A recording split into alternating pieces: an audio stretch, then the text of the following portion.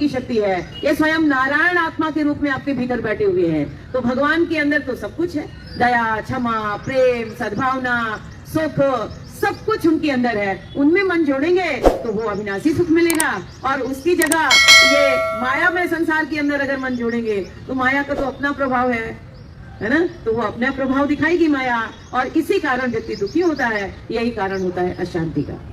वही हमारे जन्म का कारण बनता है। अगला जन्म हमारा कहाँ होगा, किस परिस्थिति में होगा, किस घर में होगा, ये सब हमारे कर्म पे है। तो इसको मिटाना बहुत जरूरी है।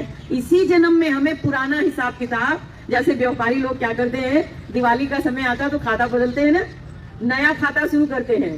तो पिछला खाता सब जगह जा जाके कहते भाई जो लेन देन है हमसे लेना है ले लो, खाता रद्द करो, तुम्हारा देना है दे दो, और ये पुराना लेन देन हम खत्म करते हैं और अगला शुरू करते हैं। भाई पुराना कब तक हम चालू रखेंगे। तो इसी तरह अब तक हम जो जन्म मरण में भटकते रहे हैं उसका कारण बना है हमारा मन, हमारी आसक्ति, हमारी तेरी मेरी घृणा और जो है नफरत और आसक्ति। तो इसको इस जन्म में हमें मिटाना है। इसी के लिए हमें सत्संग चाहिए, इसी के लिए हमें भगवान की भक्ति ध्यान चाहिए। तो इतने मन से भक्ति करें, इतने दिल से भगवान का ध्यान करें, ये सब मैं मेरा का भाव मिट जाए और ये तेल मेल समाप्त हो जाए।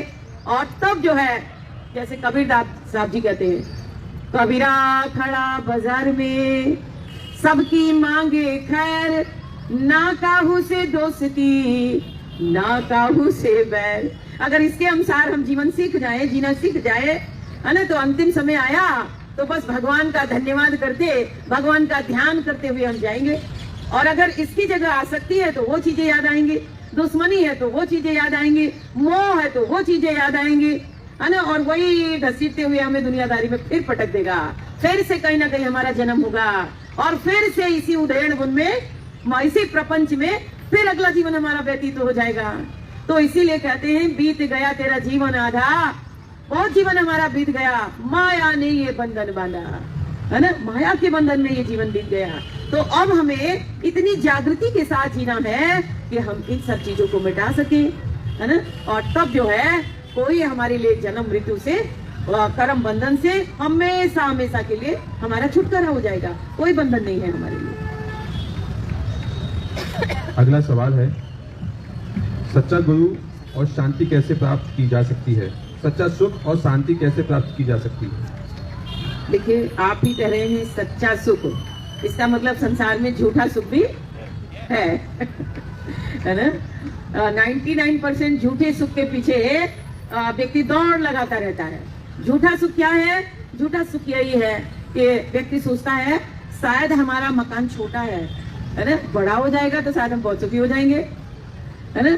शायद हमारे बच्चे छोटे हैं तो हमारी जिम्मेदारी ज्यादा है, बड़े हो जाएंगे तो कम हो जाएगी, पर ऐसा होता नहीं है ना।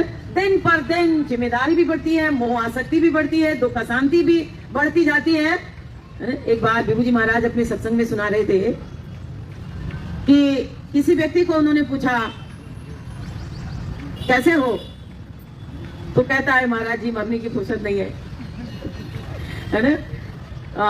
3-4 दुकानें हैं और यहाँ से वहां, वहां से वहां, वहां से वहां, और बस इसी में जो है टाइम से खाना नहीं है, टाइम से सोना नहीं है, ऐसे ही समय बीत रहा है हमारा। महाराज जी ने समझाया थोड़ा, फिर भी थोड़ा वक्त निकालो, प्रभु भजन करो, चलते फिरते कम से कम करो, इस तरह से समझाया।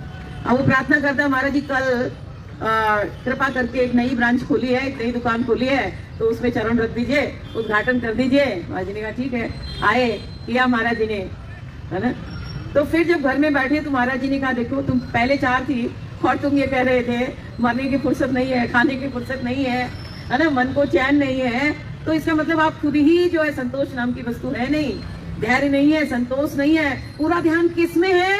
ज्यादा से ज्यादा धन बढ़ेगा तो हमें सुख मिलेगा। लेकिन जैसे हम खिड़की खोलते हैं, सुबह सुबह हम दरवाजा खोल देते हैं कि भाई ठंडी ठंडी हवा आएगी, मीठी मीठी धूप भी आएगी हमारे घर में, तो उसके साथ धूल मिट्टी भी आती है, उसके साथ रोड की कालिक भी आती है ना।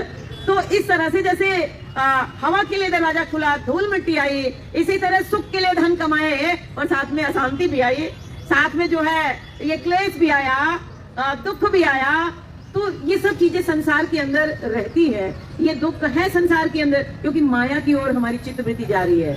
जितनी दौड़ माया की ओर, विषयों की ओर लगाएंगे, उतनी ज्यादा दुख और अशांति बढ़ती रहेगी। अब ये आपके ऊपर है, सत्संग दिया जा रहा है, आपको जगाने का प्रयास किया जा रहा है, कितना समझ पाते हैं और कितना अध्यात्म की ओर कदम बढ़ा पाते हैं, उसके अनुसार आपका दुख मिटेगा, उसके अनुसार आपकी अशांति दूर होगी, और तब आप जो है जीवन के अंदर सही मायने में सुखी हो सकते हैं, और सही मायने में आप जो है सच्चे अविनाशी शाश्वत जो सुख है, जिसे चिरस्थायी आनंद कहा जाता है, उस आनंद को आप प्राप्त कर सकेंगे।